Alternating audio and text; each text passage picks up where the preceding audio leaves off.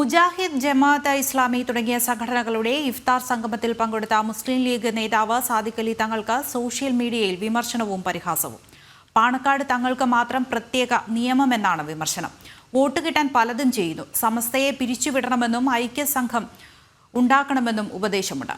വിശദാംശങ്ങളുമായി ഗോകുൽ കെ വേണുഗോപാൽ ഉണ്ട് കോഴിക്കോട് നിന്ന്. ഗോകുൽ, എന്തൊക്കെയാണ് വിശദാംശങ്ങൾ?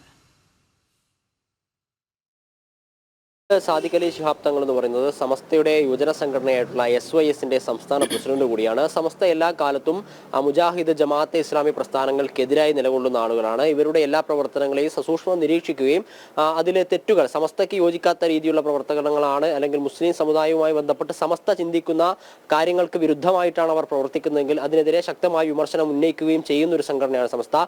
ഈ സാഹചര്യത്തിലാണ് SYSന്റെ സമസ്തയുടെ യുവജന സംഘടനയുടെ സംസ്ഥാന പ്രസിഡന്റായിട്ടുള്ള സാദിഖ് അലി ശിഹാബ് തങ്ങൾ മുജാഹിദ് പ്രസ്ഥാനത്തിന്റെയും ജമാഅത്തെ ഇസ്ലാമിയുടെയും ഒക്കെ ഇഫ്താർ സംഗമത്തിൽ പങ്കെടുത്തുകൊണ്ട് ഉള്ള ചിത്രങ്ങളൊക്കെ കഴിഞ്ഞ ദിവസം പുറത്തു വന്നിട്ടുള്ളത്.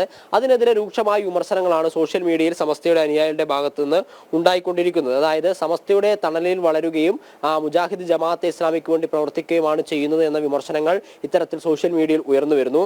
അതോടൊപ്പം തന്നെ ഒട്ടനവധി വിമർശനങ്ങളാണ് ഈ ഭാഗമായി ഉയർന്നു വരുന്നത്. SYS സംസ്ഥാന പ്രസിഡന്റ് സ്ഥാനത്ത് നിന്ന് പാണക്കാട് സാദിഖ് അലി ശിഹാബ് തങ്ങളെ മാറ്റണം എന്ന് പറയുന്നു.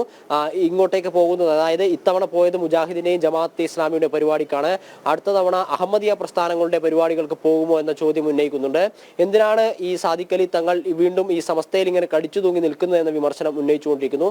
അത്തരത്തിൽ നേരത്തെ തന്നെ ഈ ജമാഅത്തെ ഇസ്ലാമിയും മുജാഹിദ് പ്രസ്ഥാനവുമായി ബന്ധപ്പെട്ട എല്ലാ തരത്തിലുള്ള വിമർശനങ്ങളും, സക്കാത്ത് ക്യാമ്പയിൻ ഉൾപ്പെടെയുള്ള പരിപാടിയുമായി ബന്ധപ്പെട്ട് ജമാഅത്തെ ഇസ്ലാമിയൊക്കെ നടത്തിക്കൊണ്ടിരിക്കുന്ന പ്രവർത്തനങ്ങൾക്കെതിരെ രൂക്ഷമായ വിമർശനമാണ് ഈ സമസ്തക്കകത്ത് തന്നെ ഉയർന്ന് കൊണ്ടുവന്നിരിക്കുന്നത്.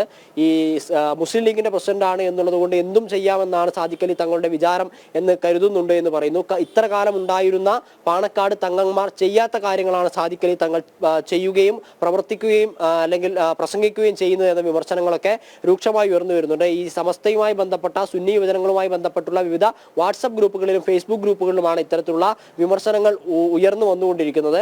അതായത് സമസ്തക്കകത്ത് ഉരുണ്ടുകൂടിയിട്ടുള്ള പ്രശ്നങ്ങൾ പരിഹരിക്കാൻ സമയമില്ലാതെ മുജാഹിദ് ജമാഅത്തെ ഇസ്ലാമിയുടെ പരിപാടികൾക്ക് പങ്കെടുക്കാൻ എവിടുന്നാണ് സാദിഖ് അലി തങ്ങൾക്ക് സമയം കിട്ടുന്നത് എന്നൊരു ചോദ്യമുണ്ട്. സമസ്തയിലെ എല്ലാ പ്രശ്നങ്ങളും പരിഹരിച്ചു. ഇനി അടുത്ത ദിവസം മുജാഹിദ് പ്രസ്ഥാനത്തിന്റെ മറ്റൊരു ഇഫ്താർ സംഗമത്തിന് പോകാനുണ്ട്. അതുകൊണ്ട് എല്ലാവരും പിരിഞ്ഞു പോകണം എന്ന രീതിയിലുള്ള പരിഹാസങ്ങളുണ്ട്.